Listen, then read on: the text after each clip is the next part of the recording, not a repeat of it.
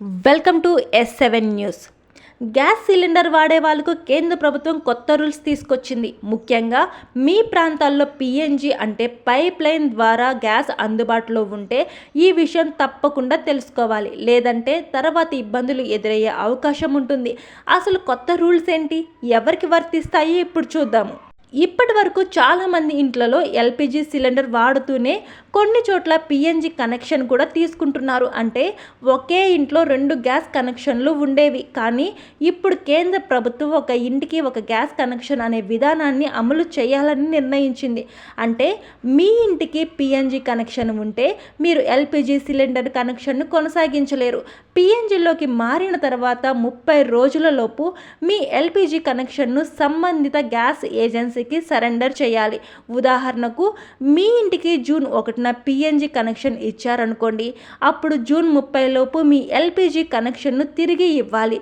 ఇలా చేయటం వల్ల ఒకే ఇంట్లో 2 కనెక్షన్లు ఉండకుండా ప్రభుత్వం చర్యలు తీసుకుంటుంది. ఇప్పటి వరకు మీ ప్రాంతంలో పిఎన్జి పైప్ లైన్ ఉన్నా ఇంకా మీరు కనెక్షన్ తీసుకోకపోతే అలాంటి వారికి ప్రభుత్వం 90 రోజులు గడువు ఇచ్చింది. ఈ సమయంలో పిఎన్జి కనెక్షన్ తీసుకోవాలని సూచిస్తుంది.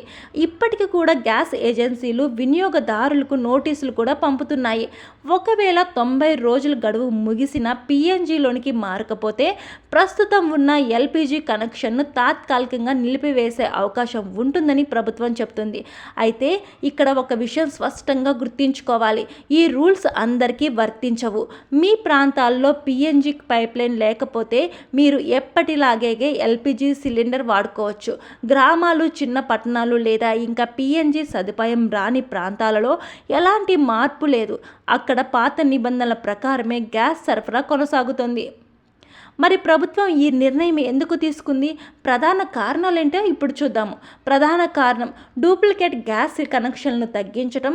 కొంతమంది ఒకే ఇంట్లో 2 కనెక్షన్లు ఉంచుకోవటం వల్ల ప్రభుత్వం సబ్సిడీలు దుర్వినియోగం జరిగే అవకాశం ఉంటుంది. కాబట్టి అలాంటి సమస్యలను తగ్గించి నిజంగా అర్హులైన వారికి మాత్రమే ప్రయోజనాలు అందేలా చూడాలని ప్రభుత్వం భావిస్తోంది. మరో కారణం పెద్ద నగరాల్లో పైప్ ద్వారా వచ్చే పిఎన్జి వాడకాన్ని పెంచడం. దీంతో భారీ గ్యాస్ సిలిండర్ల రవాణా తగ్గుతుంది. అలాగే మరింత సౌకర్యవంతంగా ఉంటుందని ప్రభుత్వం చెప్తుంది. అయితే సోషల్ మీడియాలో వస్తున్న కొన్ని వార్తలు చూసి అందరూ టెన్షన్ పడాల్సిన అవసరమూ లేదు. మీ ప్రాంతంలో పిఎన్జి సదుపాయం లేకపోతే మీ ఎల్పిజి కనెక్షన్కు ఎలాంటి ఇబ్బంది లేదు.